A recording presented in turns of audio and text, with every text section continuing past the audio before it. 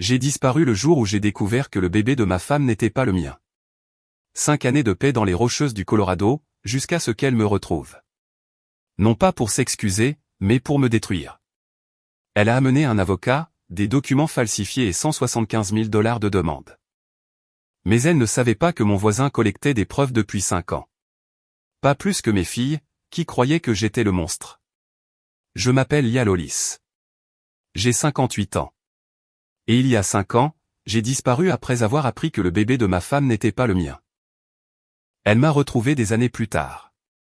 C'est là que tout s'est effondré. Je fêtais du chêne derrière ma cabane près de Durango, au Colorado, quand j'ai entendu le moteur. Un son inhabituel pour ces montagnes. Trop doux. Une voiture de ville. Un SUV noir avec des plaques de location s'est arrêté dans ma clairière. Nan est sortie la première. Mon ex-femme portait un tailleur crème et des talons qui s'enfonçaient dans la terre de la montagne. Un avocat est sorti après elle. Il portait un costume cher, une mallette, cette agressivité particulière. Bonjour, dit Nan, nous devons parler de ce que tu nous dois. Je suis resté près du tas de bois, la main sur ma hache. Gregory Ashford, représentant Madame Hollis, dit l'avocat. 5 ans sans contact, 5 ans de fardeau financier sur ses seules épaules. Le bébé n'était pas le mien, ai-je dit. Tu as été son père pendant 25 ans, dit Nan, sa voix dure. Tu ne peux pas t'en aller parce que j'ai fait une erreur. Parce que tu as eu une liaison. Tu es tombée enceinte. Tu as refusé d'y mettre fin même après que je l'ai découvert. Gregory se racla la gorge. Madame Hollis a déposé des documents lorsque vous avez disparu. Rapport de police. Preuve de comportement erratique. Ses actions pour protéger les biens étaient justifiées. Ma poitrine se serra. Quelles actions? La maison a été transférée à Madame Hollis. Votre rachat de la scierie placé sur des comptes protégés. Votre retraite liquidée. Il sourit. Tout est documenté. Tout est notarié. Je n'ai jamais rien signé. Nous avons votre signature. Enregistrée au comté. Si vous suggérez une falsification, vous aurez besoin de preuves que vous n'avez pas, Nan s'approcha. Tu te caches pendant que nous luttions, pendant que Juliette se demandait pourquoi son père l'avait abandonnée. Mon aînée, 30 ans maintenant, 5 ans de silence. Comment va-t-elle? Les yeux de Nan brillèrent de victoire. Elle se marie cet automne. Tu ne seras pas invité. Elle ne veut pas d'un père qui a fui. 175 000 $, dit Gregory. Soutien, division des biens, dommages-intérêts. Si cela ne se termine pas ici, nous déposerons un dossier public auprès du comté de Mesa. Tout le monde saura ce que vous êtes. J'ai regardé Nan. J'ai essayé de revoir la femme que j'avais épousée. Elle était partie. Partez, ai-je dit. 48 heures, dit l'avocat en laissant tomber une carte. Ensuite, nous procéderons. Ils sont partis en voiture. De l'autre côté de la clairière, Daluchkin se tenait là, observant. 73 ans. Vétéran du Vietnam. Il n'a pas salué, il a juste été témoin. Le trajet jusqu'à l'aide juridique a duré 4 heures, à travers des cols de montagne. Je voulais Montrose. 3 villes plus loin, où personne ne connaissait mon visage. Le bureau était exigu. Des lumières fluorescentes bourdonnaient au-dessus de ma tête. Des piles de dossiers couvraient toutes les surfaces. C'est là que les gens venaient quand ils ne pouvaient pas se payer de vrais avocats. La femme derrière le bureau a levé les yeux. Une trentaine d'années, des cheveux foncés tirés en arrière, des lunettes glissant sur son nez. Sa plaque indiquait Jennifer Walsh. Comment puis-je vous aider? Je me suis assis sur la chaise en plastique. Elle a grincé. Le même bruit que celui de 100 autres personnes désespérées. Mon ex-femme me poursuit en justice pour 175 000 $. Elle dit que j'ai abandonné la famille. Elle dit que je dois subvenir aux besoins d'un enfant qui n'est pas le mien. Jennifer a rapproché un bloc-notes légal. Elle a cliqué sur son stylo. Commencez par le début. Alors j'ai fait. Toute la sale vérité. Rentré tôt de l'usine, le bébé avec les yeux d'un autre homme, le test de paternité, l'aveu de Nan, son refus de rompre avec lui, ma décision de partir. Avez-vous conservé les résultats du test? Demanda Jennifer. Des documents sur l'affaire? Non, le mot me sembla lourd. Je voulais une rupture nette. J'ai pris mon camion et je suis parti. Elle tapota son stylo, pensant, c'est un problème. Sans preuve, cela devient il a dit, elle a dit. Et monsieur Hollis, le fait que vous soyez parti ne joue pas en votre faveur. L'abandon est l'abandon aux yeux de la loi. J'avais un associé, Terence Boyd. Nous gérions la Syrie ensemble dans le Kansas. Il m'a racheté mes parts quand je suis parti. Il m'a donné un prix juste. S'il a conservé des documents commerciaux montrant ce que les biens matrimoniaux représentaient réellement. Nous pourrions prouver que ces allégations sont exagérées. C'était il y a 5 ans.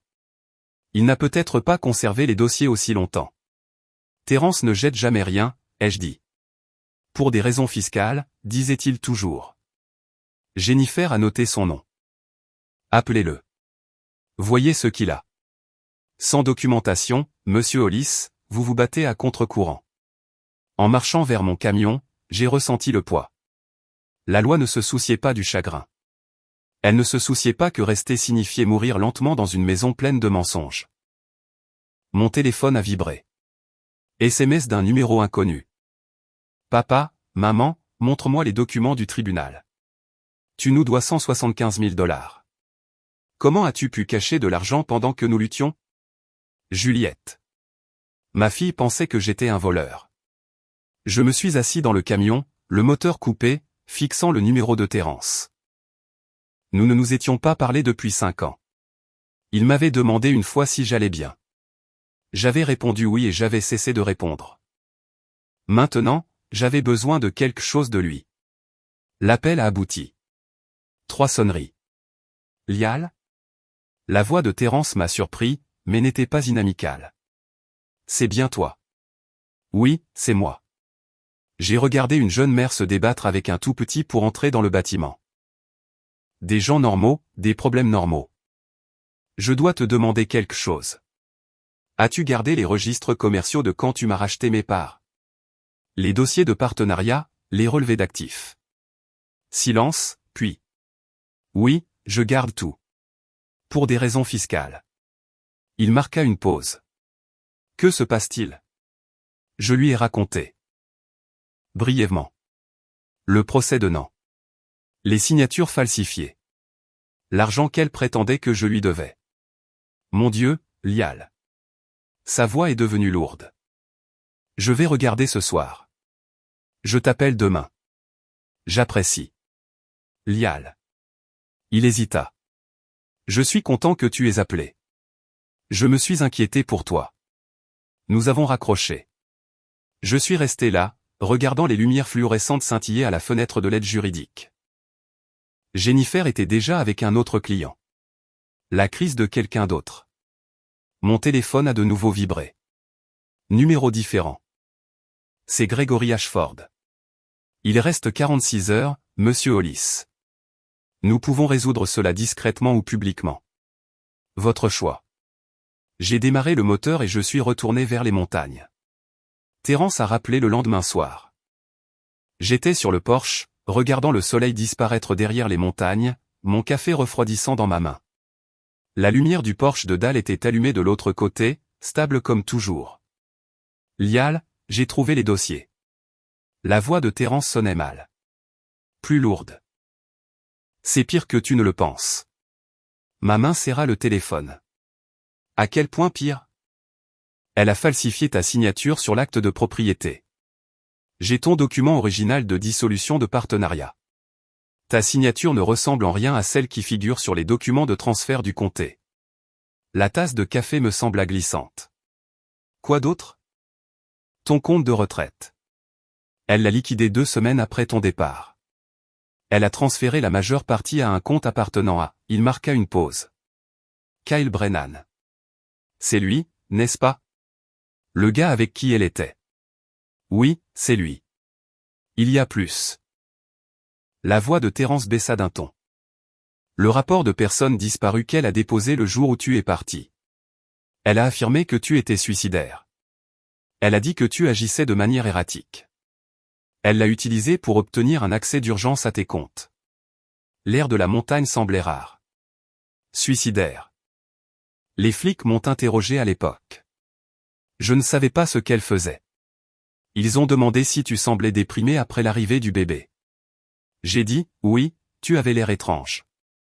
Je pensais les aider à te trouver. Sa respiration était saccadée. Je lui ai donné les munitions dont elle avait besoin. Mon Dieu, Lial, je suis désolé. J'ai regardé la lumière s'éteindre dans la vallée. N'en avait pas seulement volé mon argent. Elle avait construit une fiction légale qui faisait de moi le méchant. Tu ne savais pas. J'aurais dû m'en douter, mais elle pleurait et Juliette était tellement en colère et tout le monde a cru son histoire. Il s'arrêta. Je vais témoigner. Je leur dirai que j'avais tort, mais que je ne connaissais pas toute la vérité. J'apprécie. Après avoir raccroché, je suis resté là, écrasé par le poids de tout cela. Mon téléphone affichait le SMS accusateur de Juliette. J'ai tapé une réponse, l'argent que ta mère dit que j'ai caché. Elle l'a volé. Les signatures sont falsifiées. Je peux le prouver. Je l'ai supprimé. J'ai tapé à nouveau, je ne t'ai jamais abandonné. Ta mère a menti sur la raison de mon départ. J'ai aussi supprimé ça. Tout ce que je disais semblerait offensant. Semblerait des excuses. Finalement, j'ai tapé « Je t'aime ». Je t'ai toujours aimé. Impossible de l'envoyer. Elle ne le croirait de toute façon pas. Le lendemain matin, une femme est apparue chez Dal. Une soixantaine d'années, conduisant une berline avec des plaques du Kansas. Elle a parlé avec Dal pendant 20 minutes, puis a conduit jusqu'à ma cabane. Elle est sortie portant une enveloppe cartonnée, vêtue de vêtements professionnels, les cheveux gris tirés en un chignon soigné, des yeux bienveillants derrière des lunettes à monture métallique. Monsieur Hollis, je m'appelle Gloria Patterson. J'ai travaillé comme secrétaire au centre communautaire où votre femme faisait du bénévolat. Elle tendit l'enveloppe. Je pense que vous devez voir ceci. Des photographies clandestines. Nan et Kyle Brennan lors d'événements du centre communautaire. Des dates estampillées au dos remontant à 7 ans. Avant la grossesse, avant que je ne sache que quelque chose n'allait pas, je les ai vus ensemble pendant des années, dit Gloria tranquillement. La façon dont ils se regardaient, ce n'était pas innocent. Quand j'ai appris qu'elle prétendait que vous l'aviez abandonnée, qu'elle vous traînait en justice, elle secoua la tête. Je ne pouvais plus rester silencieuse. Ma conscience ne me le permettrait pas. Pourquoi maintenant? Pourquoi après 5 ans? Parce que j'ai entendu dire par la rumeur que vous ripostiez. Que vous aviez besoin de preuves. Elle me regarda dans les yeux. Les hommes bons méritent quelqu'un dans leur camp, monsieur Hollis. Même quand ils sont trop fiers pour demander de l'aide. Après son départ, j'ai étalé les photographies sur ma table. 7 ans de preuves. 7 ans de mensonges de Nan documentés par quelqu'un qui avait simplement fait attention. Mon téléphone a sonné. Jennifer Walsh, l'avocate de l'aide juridique. Monsieur Hollis, j'ai examiné ce que votre associé m'a envoyé. La falsification est prouvable. Combinée au dossier financier, nous avons une affaire. Elle marqua une pause. Mais vous devez savoir. Son avocat soutiendra que votre abandon a justifié ses actions. Une femme désespérée protégeant sa famille. Même avec la preuve qu'elle a falsifié des documents? Ils essaieront. Ce ne sera pas propre et ce sera public. Votre fille entendra tout. J'ai regardé les photographies étalées devant moi. 7 ans de trahison. Que ce soit public, ai-je dit. J'ai fini de fuir. Cette nuit-là, je me tenais dans ma cabane, les clés de mon camion à la main. Le moteur tournait déjà dehors. Des cartes s'affichaient sur mon téléphone, montrant les routes vers le Wyoming, l'Idaho, des endroits encore plus reculés qu'ici. Je pouvais être hors de l'état le matin. Tout recommencer. Laisser Nan remporter sa victoire. Laisser Juliette garder sa simple histoire du père qui l'avait abandonnée. Ce serait plus facile. Les clés me pesaient. J'avais déjà fait ça, il y a 5 ans. Choisir la distance plutôt que la confrontation. Cela m'avait apporté la paix, c'est vrai, mais aussi ce moment. Fuir ne résolvait rien. Cela ne faisait que reporter le règlement de compte. Le vieux pick-up de Dal s'est arrêté dans mon allée, me bloquant. Il est sorti lentement, portant quelque chose. Une boîte métallique que je n'avais jamais vue auparavant. Il a tapoté ma fenêtre. Coupe ce moteur, Lial. Nous devons parler. Dal, je m'en vais. C'est ce que je fais. Tu peux partir demain si tu veux toujours. Sa voix était ferme. Mais d'abord, regarde ce que j'ai apporté. J'ai coupé le moteur, l'ai suivi jusqu'au Porsche. La boîte était vieille, rayée, lourde. Il l'a déverrouillée et a soulevé le couvercle. À l'intérieur se trouvaient des dossiers, des dizaines d'entre eux, organisés, étiquetés, avec des onglets de couleur. Qu'est-ce que c'est? Dal me regarda avec ses yeux calmes qui avaient vu pire que la trahison domestique. Tes munitions. Je les collectionne depuis 5 ans. Mes mains restèrent immobiles. Quoi? Il y a 5 ans, tu as emménagé à côté avec rien d'autre qu'un camion et un regard que je reconnaissais. Le regard qui dit, j'en ai marre d'être là où je ne suis pas voulu. Il ouvrit le premier dossier. J'ai eu le même regard il y a 40 ans quand je suis venu ici. Ma femme a eu une liaison. Elle m'a donné le choix. Rester et faire comme si de rien n'était, ou partir et être traité de méchant. Le vent se leva, dispersant la poussière sur le porche. Je suis parti, continua Dal. Je n'ai jamais riposté. Je n'ai jamais raconté ma version. J'ai passé 40 ans à me demander si j'étais un lâche. Sa voix se fit plus rauque. Quand je t'ai vu, j'ai décidé quelque chose. Si ton histoire était comme la mienne, tu n'allais pas l'affronter seul et les mains vides. Il sortit des documents, des registres de propriété, des relevés bancaires, des photographies, des déclarations de témoins. Tu m'as enquêté? J'ai observé. J'ai écouté. J'ai conduit au Kansas 6 fois en 5 ans. J'ai parlé à tes anciens voisins, aux gens de ton usine, aux gens qui vous connaissaient tous les deux. Il me regarda dans les yeux.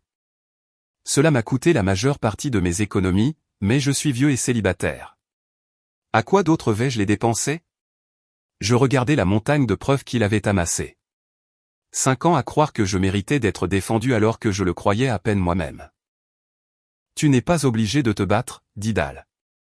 Tu peux toujours partir, conduire jusqu'au Wyoming, prendre un nouveau départ, mais tu n'as plus à fuir les mains vides. Tu as des preuves maintenant. Tu as la vérité documentée et prête. Les clés étaient toujours dans ma main. Le Wyoming attendait. L'Idaho attendait. 5 autres années de paix gagnées par la distance. Mais ma fille était là-bas, pensant que j'étais un voleur. Et j'avais la preuve que je ne l'étais pas. J'ai sorti mon téléphone. J'ai appelé Jennifer Walsh. J'ai plus de documentation, ai-je dit quand elle a répondu. Tout cela. Pouvez-vous me rencontrer demain? La main de Dal se posa sur mon épaule. Ferme, stable. C'est ainsi que tu me remercies, dit-il doucement. En tenant bon. Juliette se tenait dans le garage de sa mère à Topeka, entourée de boîtes qui contenaient des morceaux d'une vie qu'elle pensait comprendre. Tom, son fiancé, l'aidait à chercher des décorations de mariage que n'en jurait avoir rangées quelque part ici. C'est désespérant, dit Juliette en écartant une boîte étiquetée « Noël 2019 ».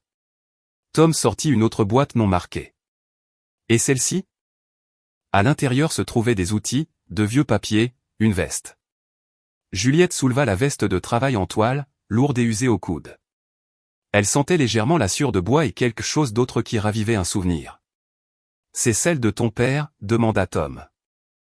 N'en apparut dans l'embrasure de la porte. Pourquoi fouilles-tu là-dedans? Jette-la juste. La rudesse dans la voix de sa mère fit lever les yeux à Juliette. Je vais juste la jeter ou la donner. Je m'en fiche. Je n'en veux pas dans ma maison. Le visage de Nan s'était tendu. Après son départ, Tom regarda Juliette. C'était bizarre. Ouais. Juliette tenait la veste, sentant son poids. Quelque chose en est tombé. Elle l'a rapportée chez elle au lieu de la donner.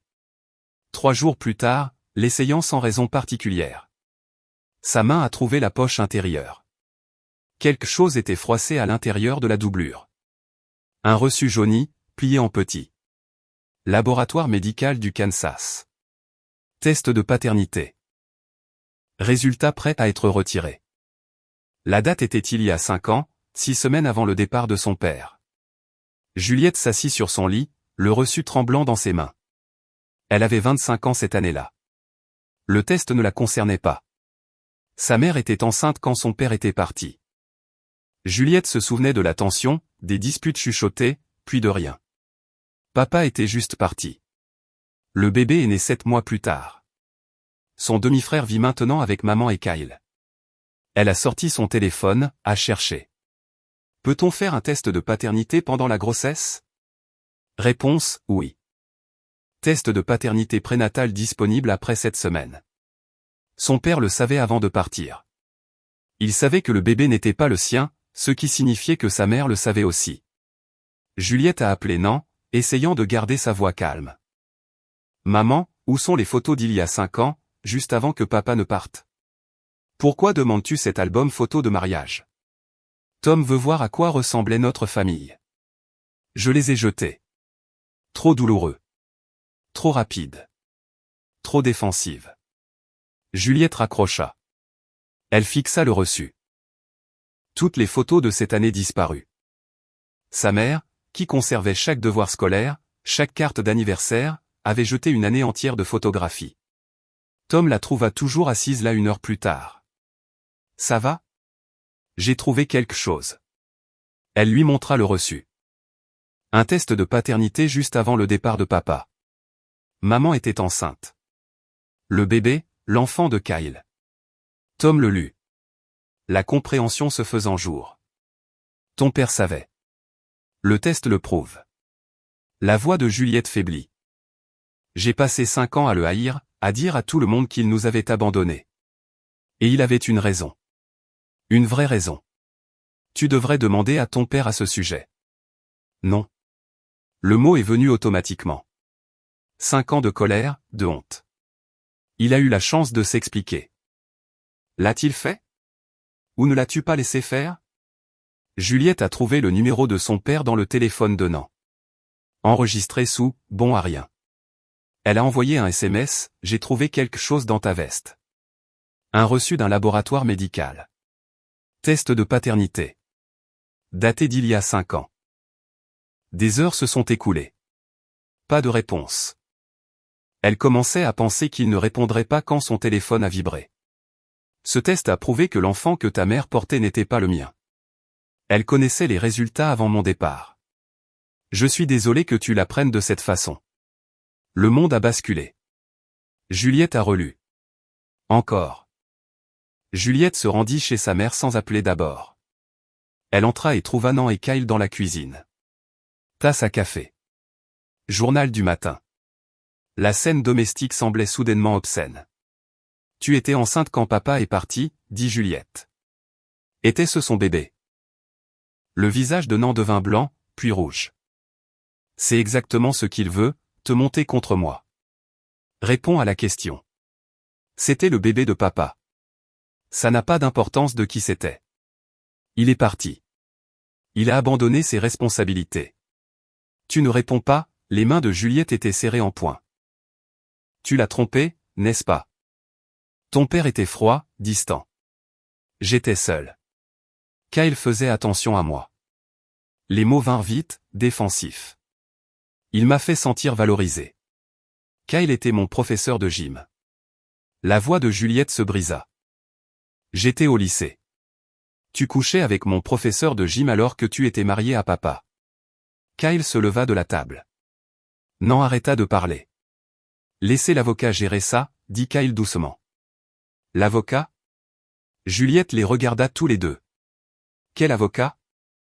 Nan essuya des larmes qui coulaient trop facilement. Ton père nous doit de l'argent, Juliette. Pour toi, pour la vie qu'il a détruite. Il ne te combat pas pour moi. Il se bat parce que tu l'as volé. J'ai protégé ce qui était à moi. Ce n'était pas à toi. Juliette recula vers la porte. Rien de tout cela n'était à toi, et tu le savais. Si tu vas le voir, la voix de Nan trembla. Si tu le choisis lui plutôt que moi, tu choisis un homme qui t'a abandonné. Un lâche. Juliette s'arrêta à la porte. Tu sais quoi? Je vais au Colorado. Je vais entendre sa version. La vraie version. Juliette, ne fais pas ça. Tu n'as plus le droit de décider qui est ma famille.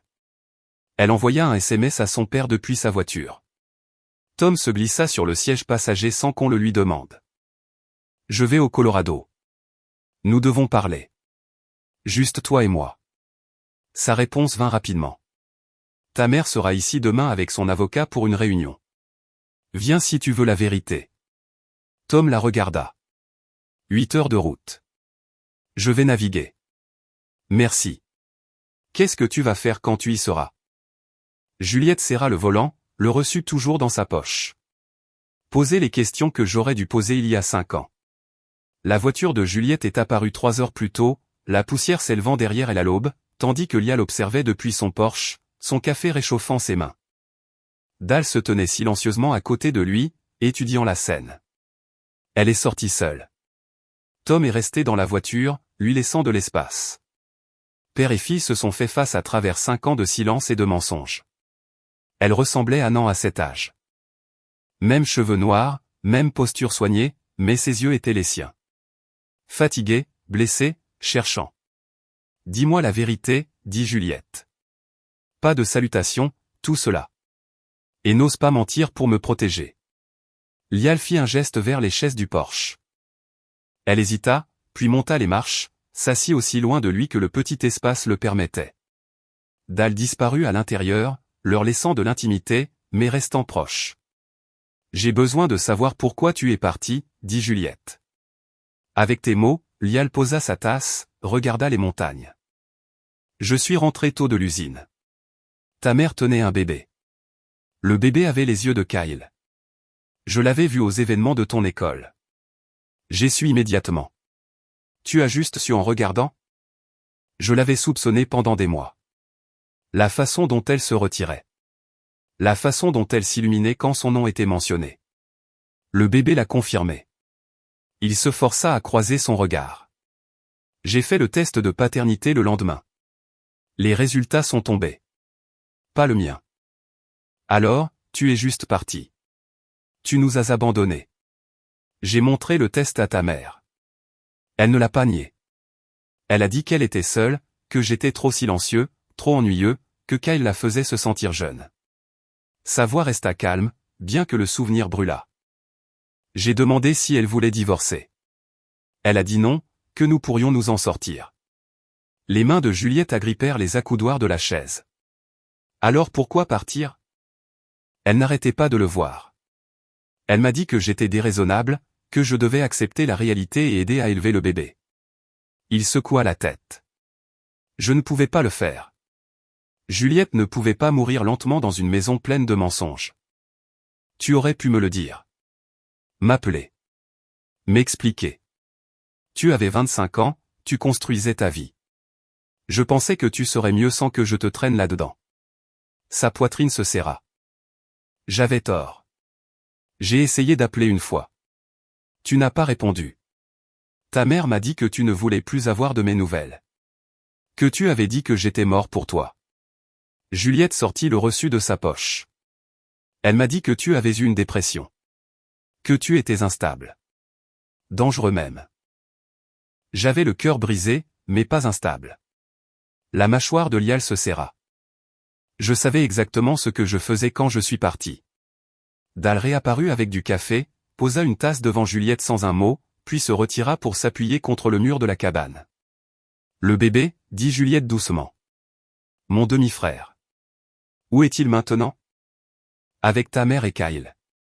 Ils se sont mariés environ 1 an après mon départ. Le visage de Juliette se froissa. Elle l'a épousé et tout ce temps elle te traitait de bon à rien. Elle a fait des choix, de mauvais choix. Mais c'est entre elle et moi. La voix de Lial s'adoucit. Tu n'es pas obligé de la haïr, Juliette. C'est toujours ta mère. Comment peux-tu être gentil à ce sujet? Elle t'a détruit. Elle ne m'a pas détruit. Je suis ici. J'ai construit quelque chose d'honnête. Il esquissa un sourire triste. Tu es là. Ce n'est pas de la destruction. C'est de la survie. Dal bougea alors, portant une boîte verrouillée qu'il posa sur la table entre eux. Ton père n'est pas le seul à avoir recueilli la vérité, dit Dal. Juliette regarda les dossiers à l'intérieur. Qu'est-ce que c'est? 5 ans de preuves. Signature falsifiée, argent volé, faux rapport de police, Tout est documenté. Lial ouvrit le premier dossier. Il montra à Juliette le transfert de propriété avec une signature falsifiée. Puis des relevés bancaires montrant le vol. Puis le rapport de police affirmant qu'il était suicidaire. Elle a fait ça, murmura Juliette, tout ça. 2 semaines après mon départ, confirma Lial. Elle l'avait planifié dès que je suis parti en voiture. Juliette trouva la lettre que Lial s'était écrite à lui-même. Elle lut son écriture. Sa douleur d'il y a 5 ans. Tu as écrit ça le jour où tu es parti? Je ne me souviens pas l'avoir écrit. Le notaire l'a gardé quand je ne suis pas revenu. Juliette posa la lettre avec précaution. Elle m'a dit que tu avais fait une dépression, que nous ne pouvions pas te faire confiance. J'avais le cœur brisé. Pas dangereux. Juste fini. Son téléphone vibra. Elle y jeta un coup d'œil, le visage se durcissant. Maman veut savoir où je suis. Elle regarda Lial. Sa rencontre avec l'avocat est dans 2 heures. Je reste. Je veux être là quand tu lui montreras les preuves. Juliette, ce sera laid.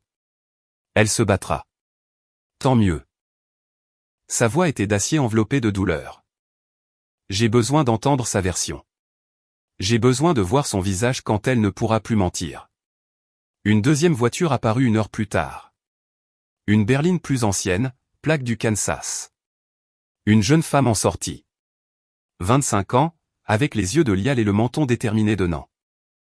Nora. Juliette se leva du porche. Qu'est-ce que tu fais ici?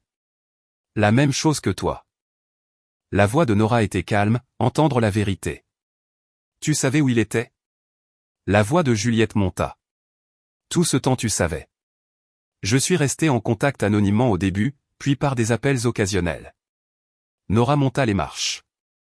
Non pas que je te doive une explication, étant donné que tu l'as rayé de ta vie sans poser de questions. Les filles, commença Lial. Non. Les 2 filles le dirent simultanément. Nora se tourna vers Juliette. Il y a 3 ans, aux funérailles de grand-mère. J'ai suggéré d'inviter papa. Tu m'as traité de traîtresse. Tu as dit que si je voulais prendre le parti d'un bon à rien, je pouvais le faire seul parce qu'il nous avait abandonnés. Parce que maman t'a dit qu'il l'avait fait. Il y a une différence. La voix de Nora resta calme. Je suis journaliste, Jewel. J'enquête pour vivre et ce que j'ai trouvé ne correspondait pas à l'histoire de maman. Juliette fixa sa sœur cadette. 3 ans de silence entre elles. Tu as été en contact avec lui tout ce temps. Quelqu'un devait s'assurer qu'il allait bien. Nora regarda leur père. Quelqu'un devait le croire. Lial se tenait entre ses filles. Des années de séparation se cristallisant. À ce moment-là, Nora est venue me voir 2 fois, dit-il doucement. Elle n'a jamais forcé plus que ce que je pouvais donner. Elle voulait juste savoir que j'étais en vie. La colère de Juliette se transforma en autre chose. La honte peut-être, ou le regret. J'aurais dû demander, murmura-t-elle. J'aurais dû remettre en question l'histoire de maman. Tu étais sa fille. Tu es censé croire ta mère, la voix de Lial était douce, même quand elle ment. Nora s'approcha de Juliette. Il a disparu après avoir appris la vérité sur le bébé, Jewel. Maman l'a retrouvé 5 ans plus tard. Pas pour s'excuser, mais pour voler plus. La formulation resta en suspens dans l'air.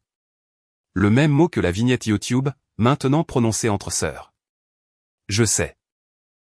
Juliette sortit le reçu du test de paternité. J'ai trouvé ça. C'est pour ça que je suis ici. Nora regarda le papier jauni, puis sa sœur. 3 ans de blessures et de distance entre elles. Je suis désolé de t'avoir traité de traîtresse, dit Juliette. Je suis désolé de t'avoir laissé croire des mensonges pendant si longtemps. J'aurais dû me battre plus fort pour te faire écouter. Les sœurs restèrent là, Dal et Lial les observant tandis que des années de manipulation commençaient à s'effriter. Un SUV noir apparut sur la route de montagne. Nan et son avocat. Elle est là, dit Nora. Juliette se redressa. Alors, finissons-en. Les sœurs se tenaient côte à côte pour la première fois en 3 ans. Unies enfin dans la recherche de la vérité. Nan et Gregory Ashford montèrent les marches du porche comme s'ils détenaient toujours le pouvoir. Mais quelque chose avait changé. Juliette et Nora se tenaient de chaque côté de leur père. Unis. Dal s'appuya contre l'encadrement de la porte, les bras croisés. Jennifer Walsh avait ses preuves organisées sur la table. Qu'est-ce que c'est? La voix de Nan faiblit lorsqu'elle vit ses deux filles. Le règlement de compte, dit Nora simplement. Jennifer commença sans préambule. Madame Hollis, nous avons des documents prouvant de multiples crimes, faux, fraude, dépôt de faux rapports de police. Voulez-vous examiner les preuves avant que nous ne procédions? Grégory leva la main. Madame Hollis, je dois vous parler en privé. Non. La voix de Lial était ferme. Tout ce qui doit être dit sera dit devant mes filles. Elles ont vécu avec des mensonges assez longtemps. Jennifer étala le premier document. L'acte de propriété, votre signature, Monsieur Hollis, sur la dissolution de partenariat. Elle plaça l'acte du comté à côté et le transfert de signature falsifiée de la maison. Elles sont clairement différentes. Le visage de Nan devint pâle. Des relevés bancaires montrant la liquidation de votre compte de retraite. Les fonds transférés sur le compte de Kyle Brennan. La voix de Jennifer resta professionnelle. Rapport de police déposé le jour même du départ de Monsieur Hollis, alléguant des tendances suicidaires. Utilisé pour justifier un accès financier d'urgence. Je protégeais ma famille, dit Nan. Mais les mots sonnaient creux. Tu couvrais tes traces, dit Juliette. Sa voix trembla mais resta ferme. J'ai trouvé le reçu du test de paternité, maman. Dans la veste de papa, celle que tu m'as dit de jeter. Les yeux de Nan s'écarquillèrent. Juliette, tu ne comprends pas. Je comprends que tu as eu une liaison, que tu es tombée enceinte, puis que tu as détruit papa quand il a refusé de faire semblant que ce n'était pas arrivé. Nora s'avança. Je t'enquête depuis 2 ans, maman. J'ai des emails entre toi et Kyle remontant à 7 ans. Des projets d'être ensemble une fois que tu te serais occupé de papa. C'est une citation directe. Tu m'espionnais? La voix de Nan monta. Je trouvais la vérité que tu refusais de dire. La voix de Nora était glaciale. Quelqu'un devait le faire. Gregory Ashford se leva brusquement. Madame Hollis, je me retire de cette représentation. Vous avez besoin d'une défense pénale, pas d'un conseiller civil. Il ramassa sa mallette. Je n'ai pas été informé de documents frauduleux. Ce cabinet ne peut pas être associé à « Tu m'abandonnes » La voix de Nan monta d'un ton. Je protège ma licence. Il partit sans un mot de plus. Le silence qui suivit fut profond.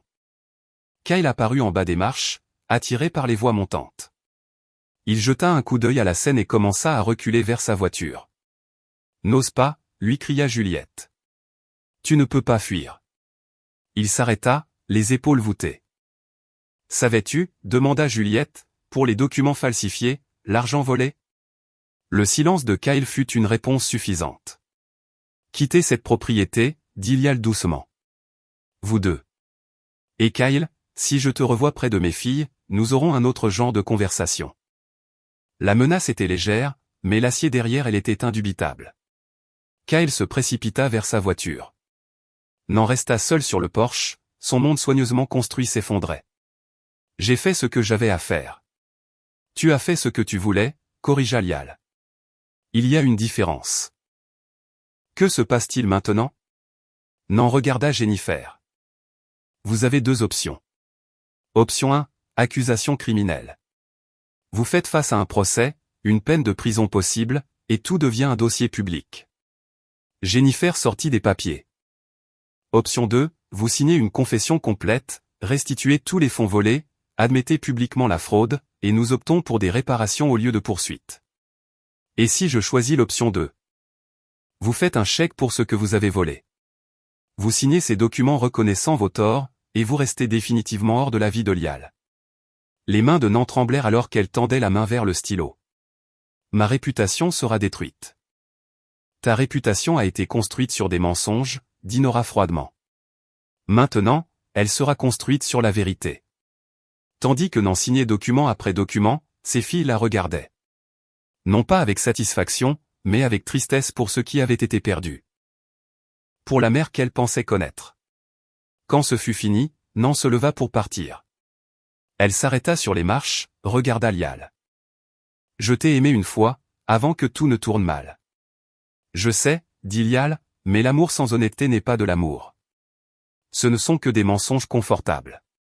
Elle partit. Le bruit de sa voiture s'est estompé dans le silence de la montagne. 4 mois ont changé la forme des choses de manière à la fois subtile et profonde. Le règlement judiciaire s'est déroulé sans contestation. Nan a restitué la majeure partie de l'argent, a accepté un accord de plaidoyer qui l'a tenu hors de prison, mais a exigé des travaux d'intérêt général et une reconnaissance publique de la fraude. Le journal local a publié l'histoire. Petite ville, gros scandale. Mais Lial a été disculpée. Juliette est venue lui rendre visite 2 fois par mois. Elle l'appelait toujours Lial, pas papa.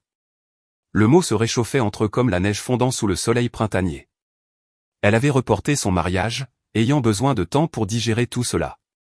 Tom a compris. Un homme bien, celui-là. Nora lui rendait visite plus souvent. Elle avait pris un contrat de journalisme freelance qui lui permettait de travailler à distance, passant des semaines entières dans une petite cabane qu'elle avait louée à 20 mètres plus bas sur la montagne, proche, mais sans envahir, respectant les limites tout en reconstruisant les ponts. Le samedi avant Thanksgiving, les 2 filles sont venues dîner. Lial a fait cuire des steaks sur un barbecue que Dal les avait aidés à construire. Rien de fantaisiste, juste de la bonne viande, des accompagnements simples, une nourriture honnête. J'ai parlé à maman hier, dit Juliette pendant qu'ils mangeaient sur le porche. L'air de novembre était froid mais clair. Elle a demandé si je t'avais invité au dîner de Thanksgiving chez elle. Que as-tu dit? J'ai dit que je fêtais Thanksgiving ici avec mon père et ma sœur. Juliette croisa son regard. Elle ne l'a pas bien pris. Elle s'adaptera, dit Nora. Ou pas. Dans tous les cas, nous avons fini de laisser ces décisions contrôler les nôtres. Dal apparut de l'autre côté de la clairière, portant une tarte. Hélène en a fait une de plus. J'ai pensé que vous pourriez avoir besoin de dessert. Hélène était la fille de Dal qui était venue de Denver le mois dernier. Ils avaient été séparés pendant 15 ans avant que l'implication de Dal dans l'affaire de Lial ne l'incite à le contacter. C'est amusant de voir comment la vérité se répandait. Remercie-la de notre part, dit Lial. Après le dîner, tandis que les fils se cachaient derrière les sommets, les 3 s'assirent sur les chaises du porche. Lial au milieu, ses filles de chaque côté, non pas la famille qu'il avait perdue, mais la famille qu'il avait trouvée. Puis-je te demander quelque chose? La voix de Juliette était calme. Pourquoi es-tu resté parti si longtemps? Même après que tu savais que nous pourrions écouter? Lial considéra la question. La peur, surtout. La peur que vous me rejetiez à nouveau. La peur que dire la vérité vous blesse plus que les mensonges ne l'avaient déjà fait. Il regarda ses 2 filles. J'avais tort. La vérité blesse, mais les mensonges détruisent. J'aurais dû me battre plus tôt. Tu t'es battu quand ça comptait, dit Nora. C'est ça qui compte. La main de Juliette trouva la sienne, hésitante, incertaine, mais réelle. Je suis désolé de ne pas avoir posé de questions il y a 5 ans. Tu les poses maintenant. Cela demande plus de courage que de bien faire du premier coup. Ils restèrent assis tandis que l'obscurité s'installait sur les montagnes. 3 personnes qui s'étaient retrouvées à travers les décombres et le temps. Lial, la voix de Juliette était douce. Oui. Est-ce que ce serait bien si j'essayais de t'appeler papa, juste pour voir ce que ça fait? Sa gorge se serra. J'aimerais beaucoup ça. D'accord alors. Elle lui serra la main. Papa. Le mot resta suspendu dans l'air froid de novembre. Simple. Vrai. Mérité. Nora posa sa tête sur son épaule. Nous ferons Thanksgiving ici la semaine prochaine. Attention, je ne sais pas cuisiner du tout. Je m'occuperai de la dinde, dit Lial. Vous 2, apportez les accompagnements. Marché conclu. À l'intérieur, par la fenêtre, Dal leva sa tasse de café en un salut silencieux. Vieux vétéran, gardien des preuves, gardien de la vérité, l'homme qui avait cru qu'en croire importait le plus. Les montagnes se dressaient éternelles autour d'eux. Les mêmes sommets qui avaient été témoins de l'arrivée de Lial il y a 5 ans, brisés et en fuite, étaient maintenant témoins du retour de ses filles et de sa propre émergence de l'isolement. Ne fuyant plus, juste vivant. Honnête, imparfait, réel. Le porche contenait maintenant 3 chaises au lieu d'une. Le café partagé dans un silence confortable. Une famille reconstruite sur la vérité au lieu de l'obligation. Chez soi.